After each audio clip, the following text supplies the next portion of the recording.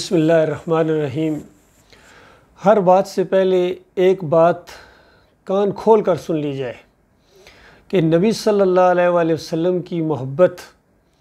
یہ ایمان کا حصہ ہے۔ اگر نبی صلی اللہ علیہ وآلہ وسلم ہمیں اپنی جان سے زیادہ پیارے نہیں ہیں، اپنے بیوی بچوں سے، ماں باپ سے، بہن بھائیوں سے،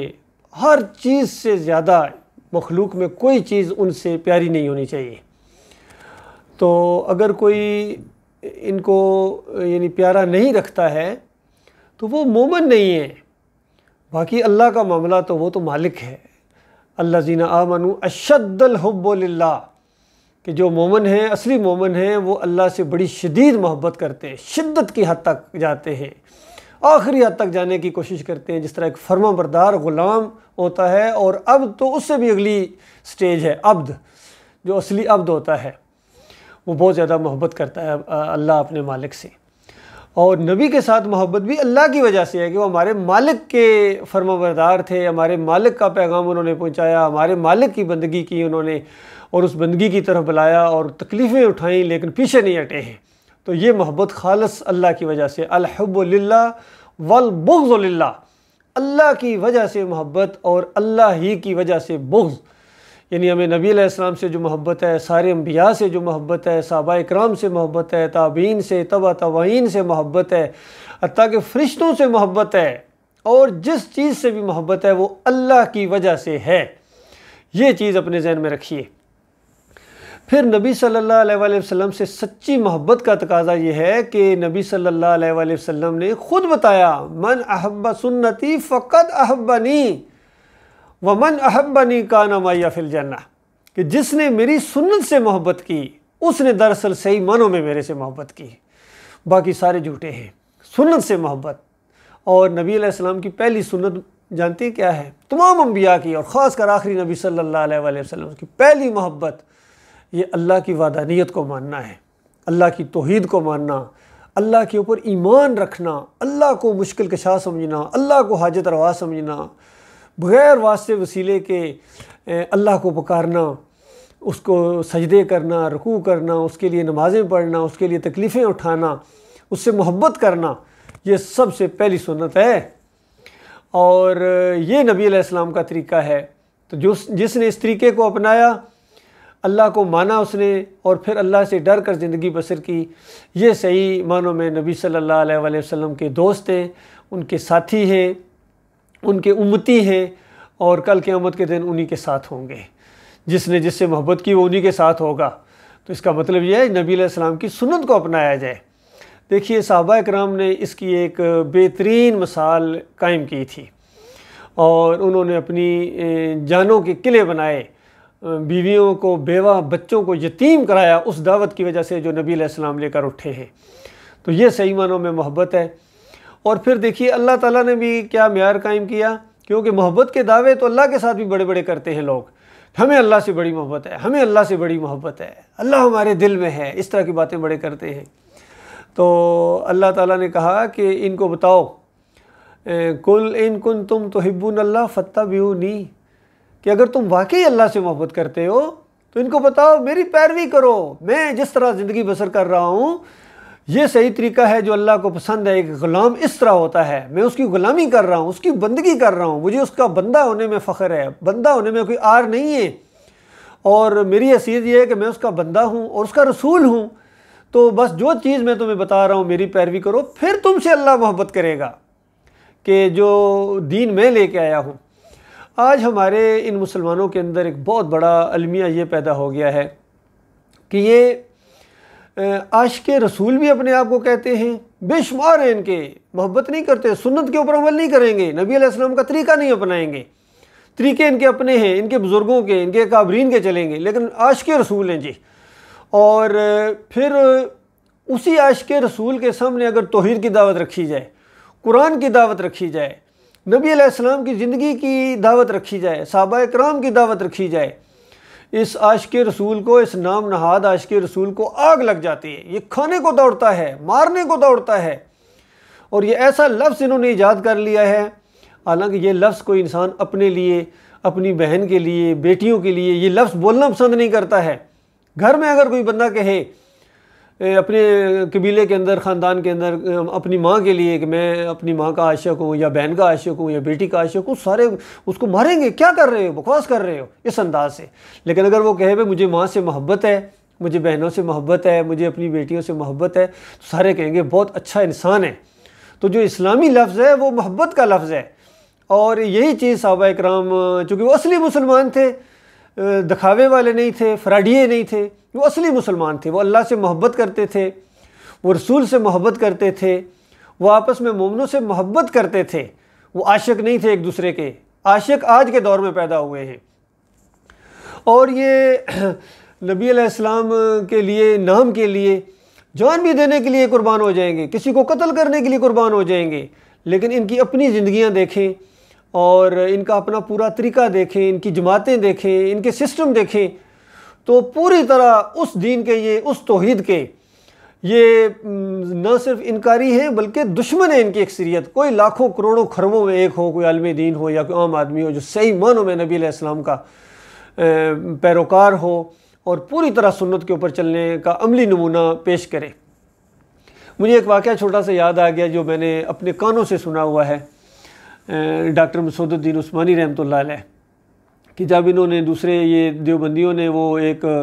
تنظیم بنائی ختم نبوت کی، تو وہ بھی جانتے تھے کہ ڈاکٹر مسعود الدین عثمانی رحمۃ اللہ علیہ یہ بہت ہی پائے کے عالم دین ہے، تو پیغام بھیجا انہوں نے، بھائی اب ہم نے یہ، ویسے تو تم ہمارے اوپر اعتراض کرتے ہو کہ ہمارے عقیدے کے اندر شرک ہے، خرابی ہے، ہم مسلک پرست ہیں، فرقہ پرست ہیں، عقیدہ بھی خراب ہے، لیکن اس معاملے میں تو ظاہری بات ہمارے اندر کوئی اختلاف نہیں ہونا چاہیے ختم نبوت کے معاملے میں۔ تو ڈاکٹر صاحب نے جواب دیا کہ بالکل ختم نبوت ایک حقیقی عقیدہ ہے، اور جو نبی صلی اللہ علیہ وآلہ وسلم کو خاتم النبیین نہ مانے اس کے کافر ہونے میں کیا شک ہو سکتا ہے۔ لیکن مسئلہ یہ ہے کہ وہ جتنی آیتوں کا انکاری ہے اس سے زیادہ آپ آیتوں کے انکاری ہیں، قرآن کی اس دعوت کے انکاری ہیں، واسطے وسیلے کے آپ قائل ہیں، حیات النبی فی القبر کے آپ ماننے والے ہیں، سماع موتا آپ مانتے ہیں، اور تعویذ گنڈا آپ کرتے ہیں، جمہوریت کے اندر اس مشرکانہ نظام میں آپ ہیں۔ تو بتاؤ، یہ تو ایسی بات ہے کہ ایک شرابی اٹھ کے کہے، جس نے شراب کی فیکٹری لگائی ہوئی ہے، وہ اٹھ کے کہے کہ آؤ چرسیوں کے خلاف جلوس نکالتے ہیں، تو بتاؤ پہلے تم خود اپنے کفر و شرک سے باز آؤ نا، پہلے خود جو توہین کرتے ہو اللہ کی اور اللہ کے رسول صلی اللہ علیہ وآلہ وسلم کی، کیسے کیسے غلیظ عقیدے ہیں ان کے، اور ایسی ایسی باتیں سامنے آتی رہتی ہیں ان کی، لیکن کوئی ان کے خلاف جلوس نہیں نکالتا ہے۔ تو یہ معاملہ ہے اللہ کے بندو۔ آج کیا نام ہے، طارق جمیل بھی عاشق رسول کا دعویٰ کرتے ہیں، طاہر القادری بھی عاشق رسول کا دعویٰ کرتے ہیں کہ ان کے خوابوں میں آتے ہیں، یہ ہوتا ہے، یہ تاثر دینے کی کوشش کرتے ہیں۔ ہم ہیں جو پیارے ہیں، اور ان کے عقیدے دیکھیں، خادم رضوی اپنی پوری زندگی اسی طرح کے بیان دیتے رہے کہ ہم ہیں عاشق رسول،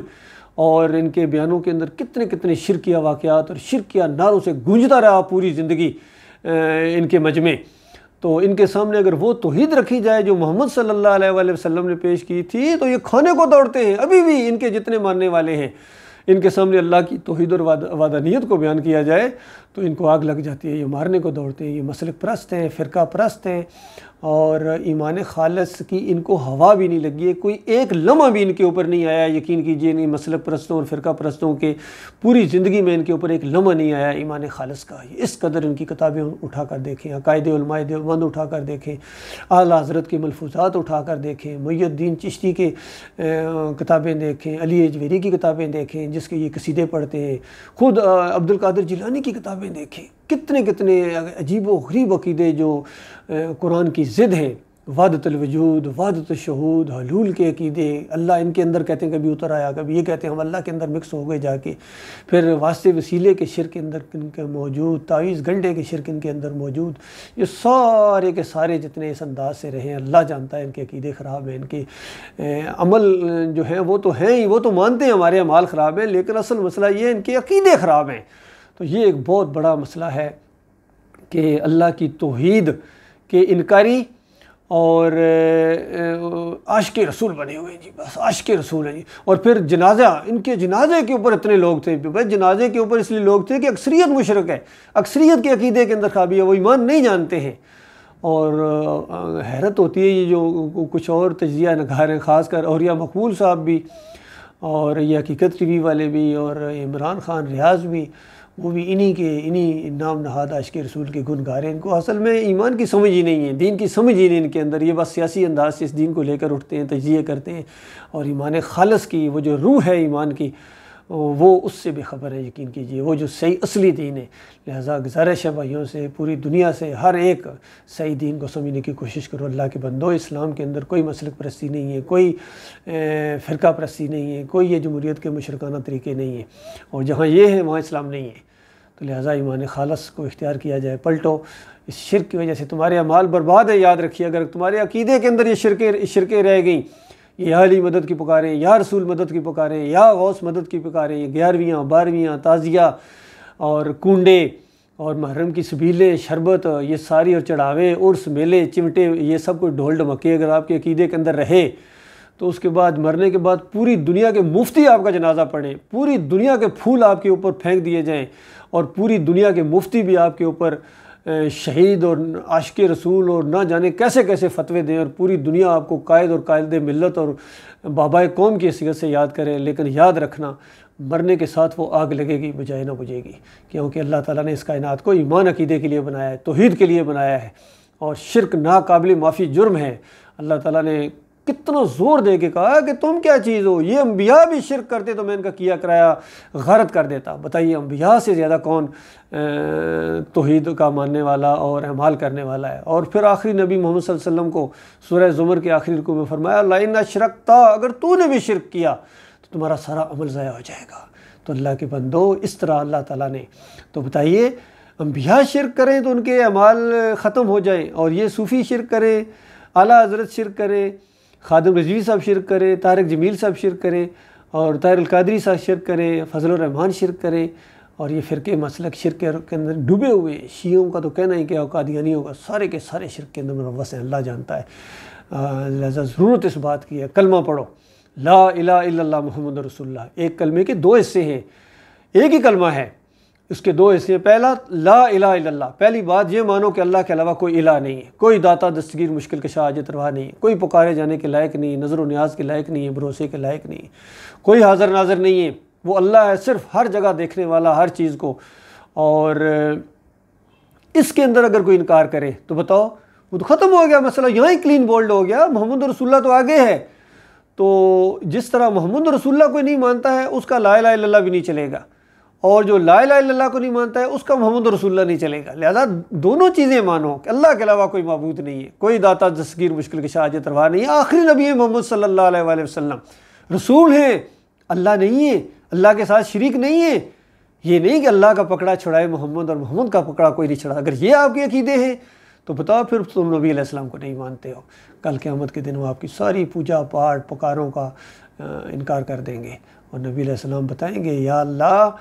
اس قوم نے اس قرآن کو چھوڑ دیا تھا، ان کو ذرا بھی پہلے صفحے کا ان کو ہوش نہیں تھا، کس طرح کڑاکے کی توحید کی آیت ہے ایاک نعبد و ایاک نستعین، اے اللہ ہم صرف تیری عبادت، ہم سب، یہ ہم کے اندر کون کون شامل ہے؟ اس کو ذرا لے کے جاؤ نا۔ جب یہ آیت اتری تھی، صحابہ کرام، نبی علیہ السلام اسی آیت کو پڑھتے تھے، ہم تیری ہی عبادت کرتے ہیں، تجھے مدد کے لیے پکارتے ہیں، ہم سارے مسلمان۔ باقی وہ کافر مشرک ہیں جو ابراہیم علیہ السلام کو مدد کے لیے پکارتے ہیں، یا کیا نام ہے، یا اسماعیل اغثنی، یا